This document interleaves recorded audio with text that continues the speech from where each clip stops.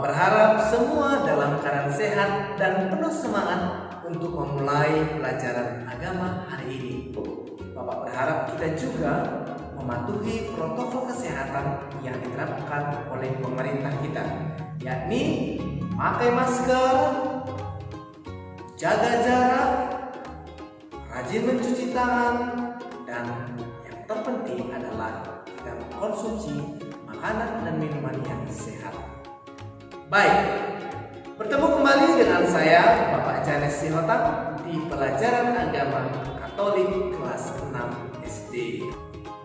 Hari ini kita akan mempelajari bab 4 mengenai karya keselamatan Allah melalui kata-kata, tindakan, dan pribadi Yesus Kristus.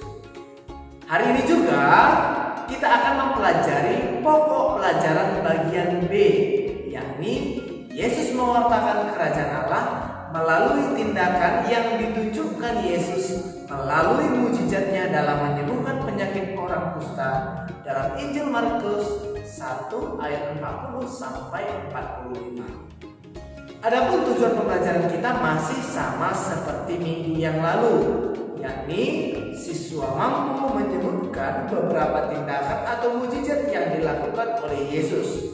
Kedua, siswa mampu menjelaskan peranan tindakan Yesus dalam menghadirkan kerajaan Allah. Dan yang ketiga, siswa mampu menyebutkan beberapa tindakan yang menghadirkan kerajaan Allah. Yesus menyembuhkan seorang yang sakit kusta.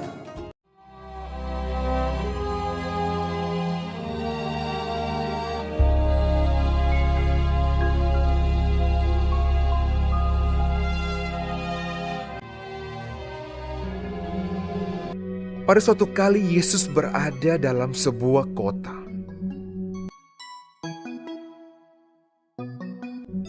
Di situ ada seorang yang penuh kusta. Pada suatu kali Yesus berdiri, sedang orang banyak mengerumuni dia hendak mendengarkan firman Allah.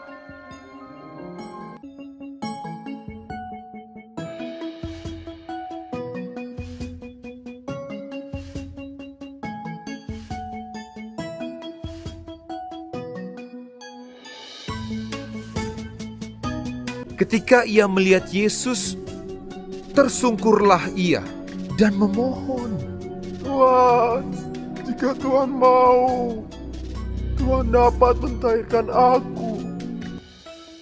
Lalu Yesus mengulurkan tangannya, menjamah orang itu dan berkata, "Aku mau, jadilah engkau tahir." Seketika itu juga lenyaplah penyakit kustanya.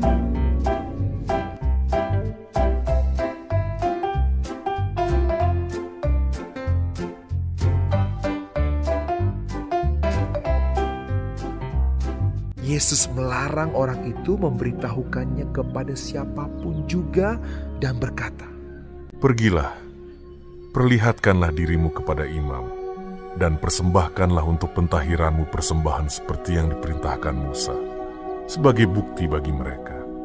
Tetapi orang itu pergi memberitakan peristiwa itu dan menyebarkannya kemana-mana, sehingga Yesus tidak dapat lagi terang-terangan masuk ke dalam kota. Ia mengundurkan diri ke tempat-tempat yang sunyi dan berdoa.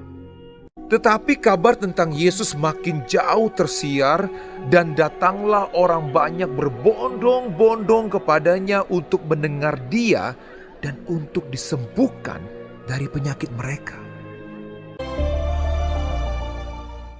Injil hari ini menceritakan bagaimana seorang yang sakit kusta datang kepada Yesus, menyerahkan dirinya dan percaya atas kuasa Yesus, meminta dengan iman kepercayaan serta tunduk dengan Tuhan. Tuhan yang penuh belas kasihan mengulurkan tangannya dan memberikan kesembuhan bagi orang kusta itu. Kalau kita merenungkan, kita seperti seorang kusta yang penuh dengan dosa. Terkadang banyak dosa yang kita perbuat. Kita butuh berlutut di hadapannya dengan kerendahan hati memohon bantuannya, serta kita dengan keyakinan kuat akan kuasanya bahwa Tuhan dapat mentahirkan kita dari segala dosa yang kita perbuat. Kita harus percaya bahwa permohonan yang terbaik untuk mendapatkan belas kasihan dari Kristus adalah permohonan yang berupa pengakuan iman dan penyerahan diri kepada Kristus yang keluar dari hati yang terdalam. Anak-anak yang terkasih, kita juga belajar dari Yesus untuk berbuat baik dan melayani, tidak memandang orang karena kondisinya, tingkat kedudukannya, kebaikannya, bahkan keuangannya. Kita harus melayani sesama manusia tanpa memandang dari sisi duniawi atau dari segi duniawi. Anak-anak yang terkasih, ketika orang kusta sembuh, Yesus memberikan dua bentuk perintah kepadanya. Yang pertama, ia harus melakukan hukum Musa, yaitu menghadap imam agar imam dapat menyatakan sebagai orang yang sehat pada diri. Kemudian, ia harus memberikan persembahan syukur seperti yang diatur oleh hukum Musa. Kedua, Yesus melarangnya untuk memberitakan kesembuhannya kepada orang lain. Sebenarnya, orang yang mengenalnya tanpa diberitahu pun menyadari perubahan yang terjadi pada tubuhnya itu pasti berkat kuasa Tuhan. Nah, anak-anak yang terkasih, kita terkadang yang sudah mengatakan akan bertobat, pasti itu hanya di mulut saja. Tetapi kita tidak menjalani dan memperlihatkan pertobatan yang kita lakukan atau perubahan yang ada dalam kehidupan kita. Sehingga terkadang membuat orang lain melihat dan tidak bisa menerima kita karena tidak ada perubahan yang tulus yang kita lakukan. Nah, anak-anak yang terkasih, kita yang menerima berkat dari Tuhan dan penyertaannya dalam kehidupan kita seharusnya semakin meneladani Yesus dan menjadi garam dan terang bagi sekeliling kita. Tetapi terkadang kita terlena dengan kenyamanan yang kita terima sehingga membuat kita semakin jauh dari Tuhan. Baik, anak-anak yang terkasih, tindakan kita semakin tidak mencerminkan sebagai murid Kristus. Kita akan menjadi batu sandungan bagi orang-orang di sekeliling kita sehingga penyelamatan Tuhan atas umat manusia tidak dapat berjalan. Pernah sekali waktu ada yang berkata kepada saya, "Kenapa dia lebih bertuhan tetapi tingkah lakunya lebih buruk dari orang yang tidak mengenal Tuhan?" Hal ini menyadarkan saya bahwa segala kelakuan saya dan perbuatan saya harus selalu mengikut Tuhan. Saya harus selalu berjalan bersama Tuhan dalam setiap langkah hidup saya, baik dalam pekerjaan, keluarga, bahkan dalam pendidikan kita serta pelayanan kita. Maka kita harus selalu mencerminkan sebagai anak-anak Tuhan. Baik, anak-anak yang terkasih, dengan demikian kita diharapkan menjadi pelaku dari firman Tuhan yang tidak hanya mendengar, tetapi kita harus mempraktikkan firman yang telah kita dengarkan demi kemuliaan Tuhan.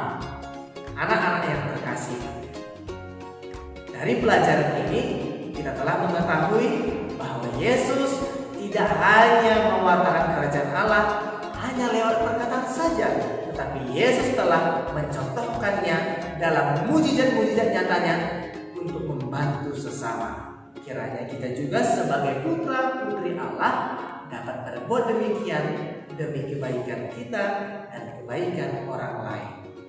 Apakah kamu bisa? Bapak yakin kamu bisa melakukannya. Baik anak yang terkasih, cukup sekian pembelajaran kita hari ini. Semoga bermanfaat bagi kita. Tetap jaga kesehatan, patuhi protokol kesehatan yang diterapkan oleh pemerintah agar kita terhindar dari virus corona. Sekian dari saya, Bapak Jati Sihotang. Salam kasih Kristus.